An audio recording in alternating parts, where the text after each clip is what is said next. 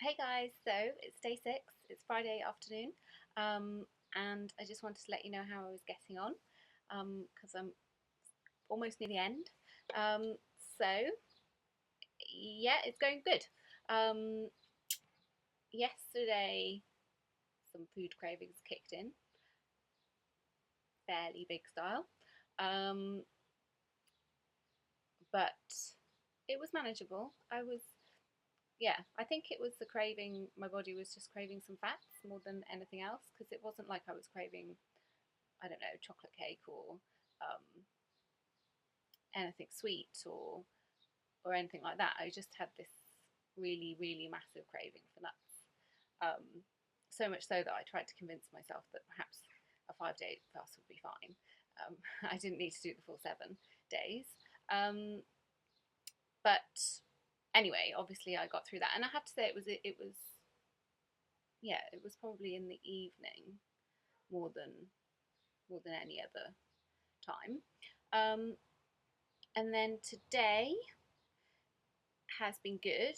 I really, really, really discovered how important E3 Live is for me personally, for my energy in my juices and smoothies, um, because I forgot to put it in my drink this morning, and then kind of by about midday, I was like, I've no energy. I've just got no energy at all, which was weird because generally speaking, my energy has been fine. If I have um, any sort of energy dip, then it works about now actually. But yeah, it hasn't really been in the morning and not too much in the evening. It's kind of, I guess, between, I don't know, let's say 3 and 6 has been my sort of lower energy point. So yeah, so by about midday, I was like, I'm really struggling with my energy. I don't understand. I'm going to make my next juice a little bit earlier than normal. Um, and then as I was making my next juice, I was thinking, I didn't put the E3 Live in this morning. I wonder if that's it. And so I put it in my lunchtime juice, and I'm absolutely fine again now. So that's really interesting for me because sometimes you take supplements and you're not sure. I'm laughing because Pickle that's my cat Pickle in the background, and who has to get in on everything. Um, yeah, sometimes you're not sure if when you're taking supplements if they're working or not. But yeah, I definitely think that the E3 Live is, and that's the second time that that's happened this week actually, because there was another time that I forgot to put it in. I'm only putting it in up until like my first two smoothies and juices of the day. But there was another time that happened, and I had the same dip in energy. And then once I had the second one with the E3 Live in, then I was fine again. So if you are thinking of doing this, then I would definitely recommend taking the E3 Live um, juice. Juice, is it a juice? I don't know, but yeah, putting some E3 Live in your juices and smoothies.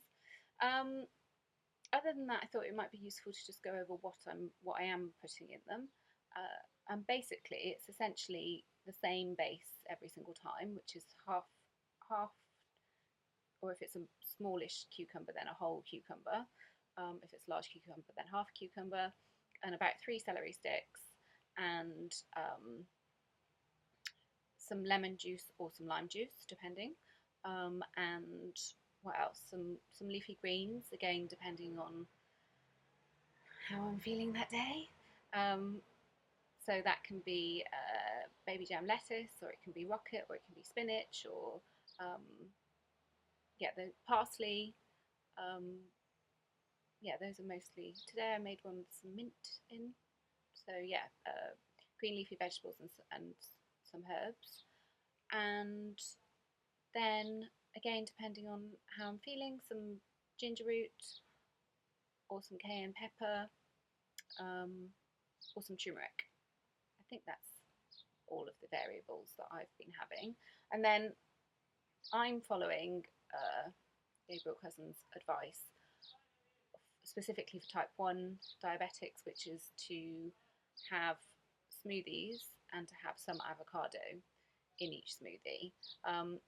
So I'm having, over the course of the whole day, then I'm having one avocado. So I have a quarter in with my morning smoothie. Then I do have a juice at lunchtime. He recommends it to be all smoothies, but I just feel like I really want to have green juice at lunchtime, so I'm having a green juice, again with quarter of an avocado, and then I have a nighttime smoothie with half an avocado in, and that's just my personal preference because I don't like going to bed hungry.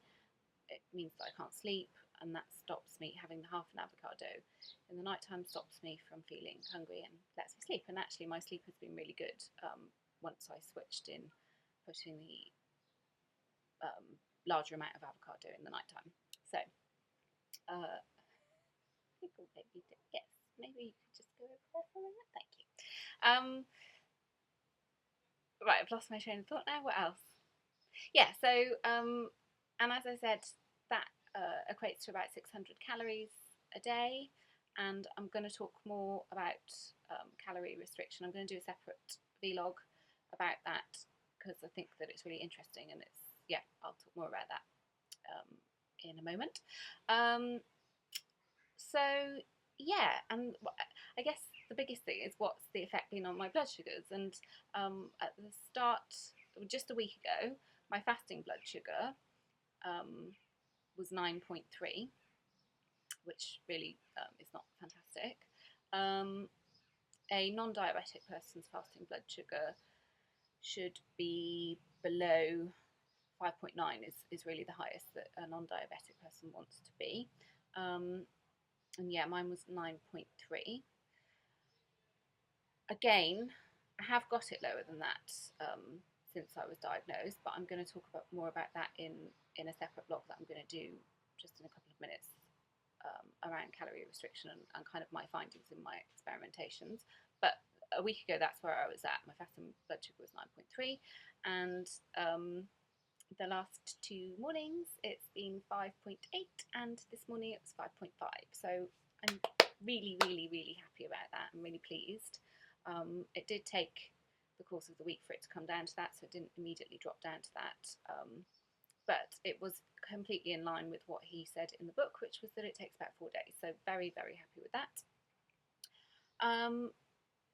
Yeah, and I guess the other kind of marker is that it's also a good idea to test your blood sugars 2 hours after you've consumed anything to see how it's reacting to that particular food.